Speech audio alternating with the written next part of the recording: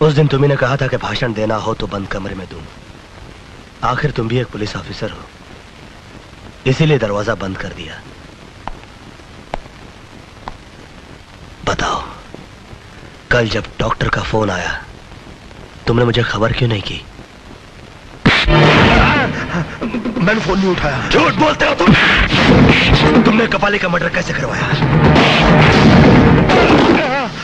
मैंने कुछ नहीं कहा, झूठ है ये सब। झूठ वो है जो तुम बोल रहे हो। सबसे पहले तुम्ही को खबर मिली थी कि कपाली होश में आने वाला है और तुमने ये खबर गुंडों को पहुंचा दी। इसीलिए पुलिस पहुंचने से पहले गुंडे वहां पहुंच गए और उन्होंने कपाली को मार डाला। पता नहीं अंदर क्या हो रहा, कुछ खास बात हो रही होगी यार। तेरे को क्या, तू चुप कर खाली। जिन लोगों के साथ मिलकर तुम कानून का बलात्कार करते रहे, अगर कल सुबह 10 बजे तक उन लोगों का नाम नहीं बताया तो मैं तुम्हारे जिस्म को वर्दी की जगह जख्मों का लिबास पहना दूंगा और फिर तुम दर्द से इतना तड़पोगे कि उसके बाद मौत को भी चखोगे तो यही कहोगे कि मजा नहीं आया। सर अर्जेंट कैसे सर?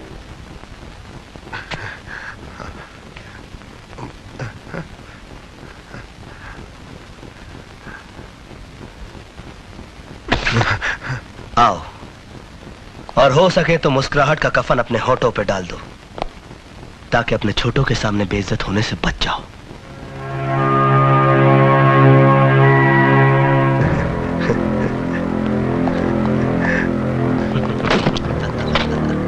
मजा आ गया ना? हाँ, बहुत मजा आ गया। अरे कोई साहब को कोल्ड ड्रिंक पिलाओ। कल 10 बजे। Cold drink sir.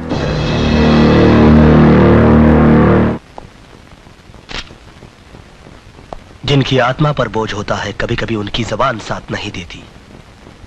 शायद इसीलिए तुम अपना बयान लिख कर लाए हो। अब मैं इस वर्दी के पिंजरे से आजाद हो चुका हूं। ना तुम मेरे सीनियर और ना मैं तुम्हारा जूनियर। अब मुझसे सवाल करने के लिए तुम्हें अदालत के दरवाजे खटखटाने होंगे। कमिश्नर साहब को पता है कि इस वक्त मैं तुमसे मिलने आया हूं। हद से बाहर मत निकलो वरना कानून के शिकंजे में फंस जाओगे।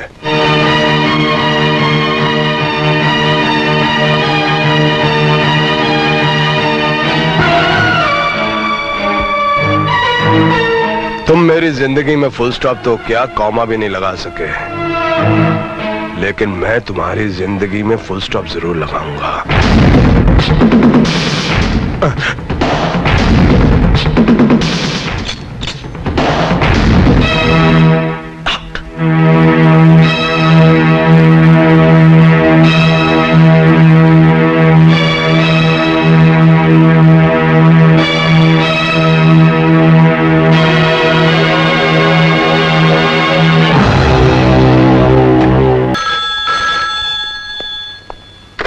हेलो सर, मैं हवलदार रमन्ना बोल रहा हूँ। कुछ गुंडों ने उस घर पर हमला कर दिया है जहाँ आपने पूजा जी को रखा है।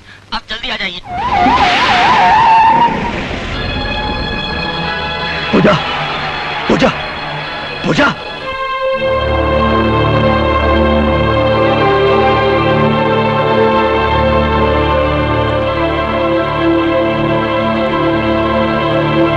इंस्पेक्टर सिद्धांत, ऑपरेशन कामयाब हो गया, लेकिन सर पर गहरा जख्म लगने से उनकी आंखों की रोशनी चली गई।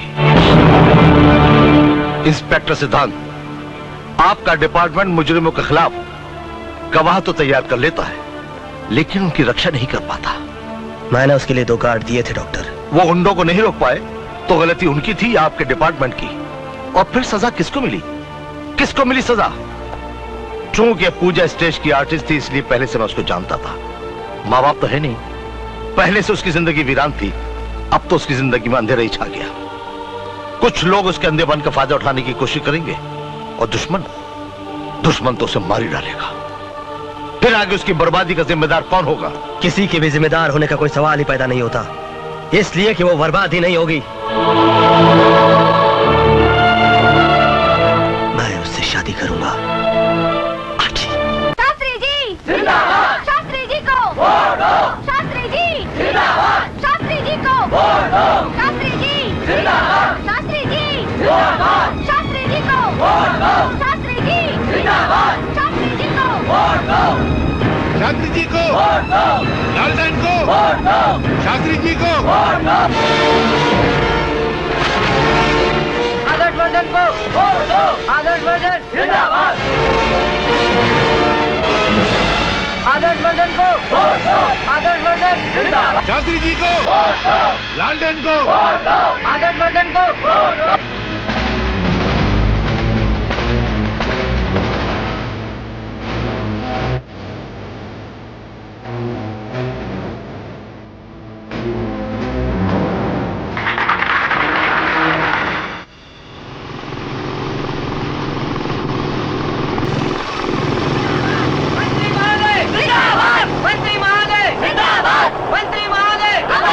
अरे मंत्री जी आगे चलिए।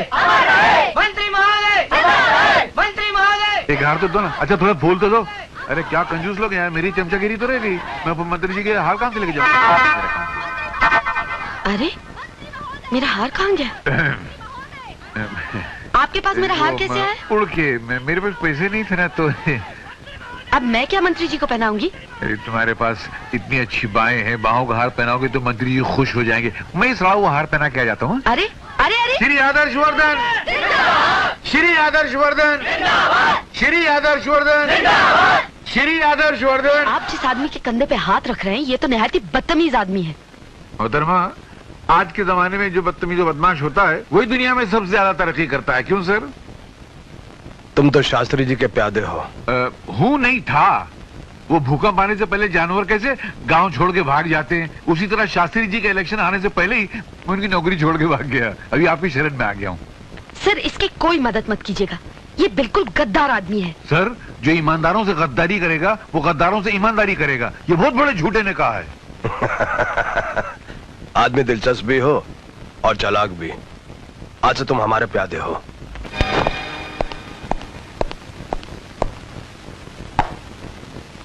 मिस्टर सिद्धांत, आजकल हर मिनिस्टर की सिक्योरिटी पर सरकार बहुत ध्यान दे रही है। एक नए मंत्री जी ने अपने बॉडीगार्ड के लिए तुम्हारा नाम दिया, जिसे हमें मानना ही पड़ा। कल से तुम उनके बॉडीगार्ड रहोगे। वो मंत्री हैं श्री आदर्श वर्धन। लेकिन याद रख इंस्पेक्टर, एक दिन मैं तुम्हें अपने पीछे पीछे कुत्ते की तरह दुम हिलाने पे मजबूर कर दूंगा। सर, ये मुझसे नहीं होगा। मैं अपनी नौकरी से इस्तीफा देने के लिए तैयार हूं। ठहरो, मैं तुम्हें एक रात और देता हूं ताकि तुम अपने फैसले पर गौर कर सको।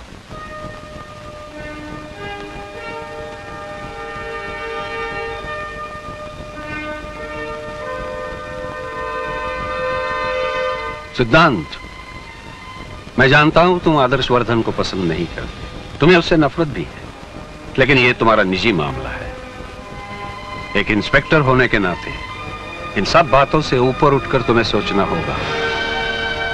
देखो बेटे, ड्यूटी एक ऐसी चीज है जो कभी कभी रोते हुए भी निभानी पड़ती है।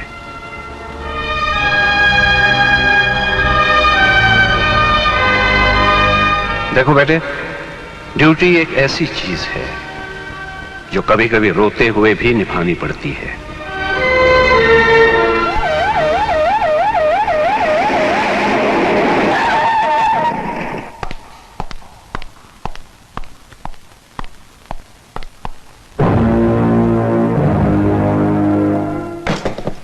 इसी जगह हमारे बीच एक रिश्ता टूटा था। इसी जगह एक नए रिश्ते की शुरुआत हो, ये सोच के मैं यहां पर तुम्हारा इंतजार कर रहा था। किसी ने जिस जूते का इस्तेमाल किया हो और उसी जूते को किसी दिन सलाम करना पड़े, जरा सोचो कितनी तकलीफ होती होगी। जूते तो हमेशा ही तकलीफ देते हैं। नए नए हो तो काटते हैं, पुराने हो तो फट जाते हैं। अभी भी बहुत दमखम है तुम में, इसलिए मैंने तुम्हें सिलेक्ट किया। वरना लोग तो मुझसे कह रहे थे कि अपनी सेफ्टी के लिए कुछ कुत्ते रख लो, लेकिन मैंने सोचा उनसे अच्छे तो तुम हो।